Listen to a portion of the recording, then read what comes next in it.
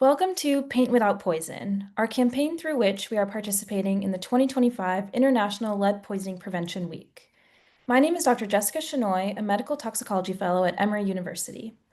Today's podcast takes us to the Republic of Georgia, a small country with an outsized public health success story, how a handful of scientists, physicians, public health professionals, and policymakers uncovered a hidden epidemic of lead exposure in children and transformed it into a national movement for prevention. Our guest today is Dr. Ziad Kazi, a medical toxicologist at Emory University who has worked with Georgian health authorities since 2013. He will describe the process as a journey of capacity building and collaboration.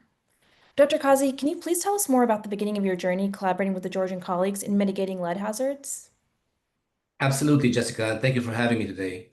The story begins actually in 2015, where we tested at the Iashvili Children's Central Hospital in Tbilisi.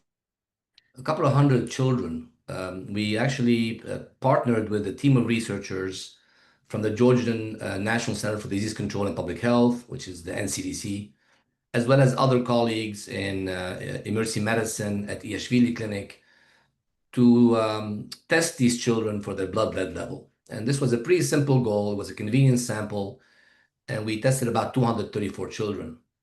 The results were shocking. One third of these children had blood lead levels above 5 micrograms per deciliter, which is the old threshold that the World Health Organization is considered as dangerous. 10% had levels greater than 10 micrograms per deciliter, which is even an older threshold that used to be used in previous years. We actually even traced one child's extremely high level in blood, and we were able to identify the source of his exposure. It was lead-based paint near a window sill in his home. This paint contained 0.9% of lead, which is thousands times higher than the US safety limit. The child suffered from developmental delay, and until then, this delay was not explained. His siblings and parents had elevated blood levels as well. So this small study was a wake-up call, hinting at a far wider problem. So fast forward to 2018, UNICEF and the government of Georgia joined forces to include blood lead testing in the National Multiple Indicator Cluster Survey, the MIX survey.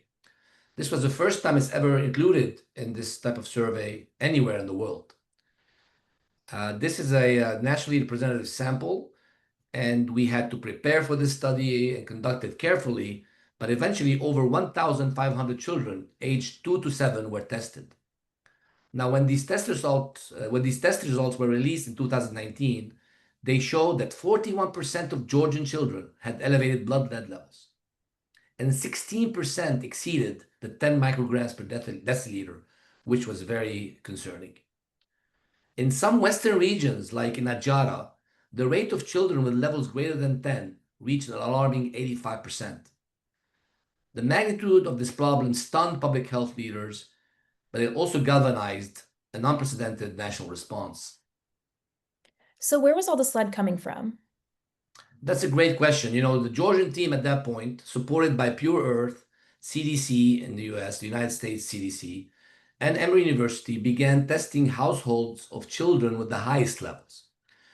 And we also tested market samples, including soil, water, toys, cookware, and spices. And in this study, we identified the culprit to be spices adulterated with lead chromate, a bright yellow compound added to enhance color and weight of spices.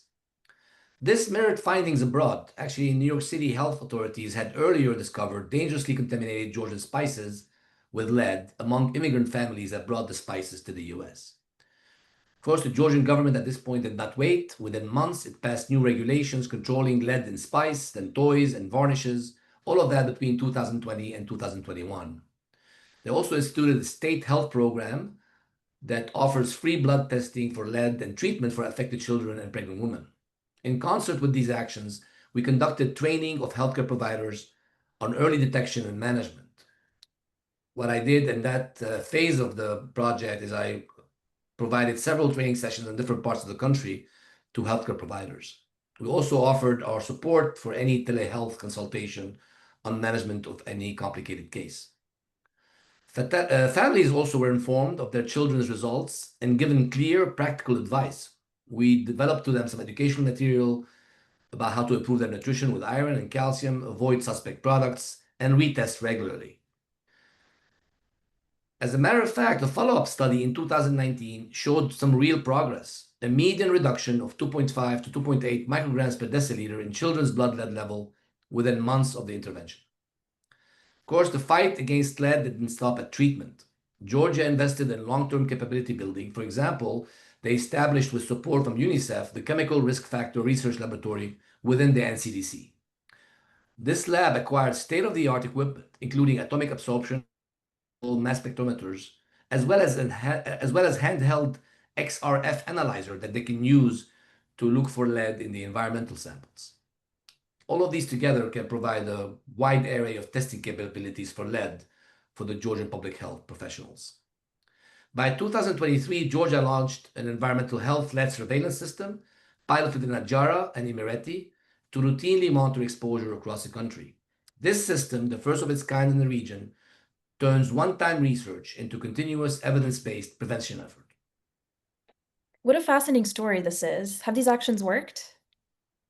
I believe they have definitely shown to be effective. For example, one of the studies that recently were published is a pilot study in Poti, which is near Batumi in West Georgia. This was between 2018 and 2023.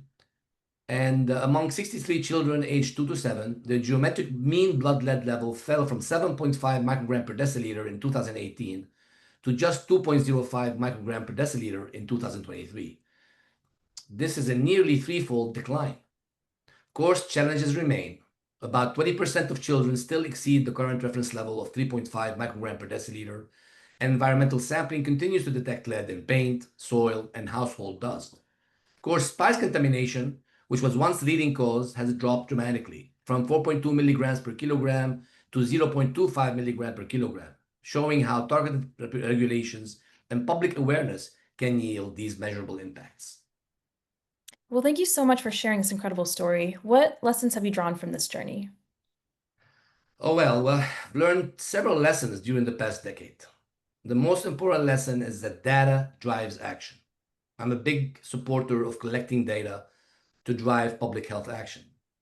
Including this blood lead testing in a national survey gave policymakers undeniable evidence, way beyond the data we collected in a convenience sample. So I encourage our colleagues around the world to pursue this type of high-level, high-quality, nationally representative data. That said, I also would like to emphasize that political will matters. In our case, high-level commitment from the government down turns science into policy. Additionally, partnerships work. In this journey, the collaboration between the government of Georgia, UNICEF, the US CDC, Emory University, Pure Earth, WHO, and others created synergy few countries achieve. And finally, public awareness saves lives. Educating families and healthcare providers and enforcing simple bans can cut exposure dramatically. By 2025, Georgia plans to expand its surveillance system nationwide with the goal of eliminating childhood lead poisoning. This is a target that, if achieved, could serve as a model for low and middle income countries worldwide. I would like to quote UNICEF representative Jesper Muller, who praised Georgia's progress. He said that every child deserves a clean, healthy, and sustainable environment. The Georgia journey shows what's possible when science and compassion unite. Well, thank you so much, Dr. Kazi, for sharing your experience on our podcast. From a small hospital study to a nationwide surveillance system, Georgia's story reminds us that even the most complex environmental challenges can be solved when evidence, empathy, and political courage converge. Thank you for joining us during our International Lead Poisoning Prevention campaign, Paint Without Poison. Until next time, stay curious and stay safe. For updates and resources on this topic, you can visit the Emory Center for Advanced Emergency Care website under its International Collaboration section and UNICEF Georgia's lead surveillance pages. You can also check out the WHO website for additional events from all over the world. I'm Dr. Jessica Chenoy, and you have been listening to Paint Without Poison podcast as part of our activities related to the International Lead Poisoning Prevention Week that goes from October 20th through October 26th, 2025. Join us next time as we explore more stories at the intersection of toxicology, policy, and community health. Thank you.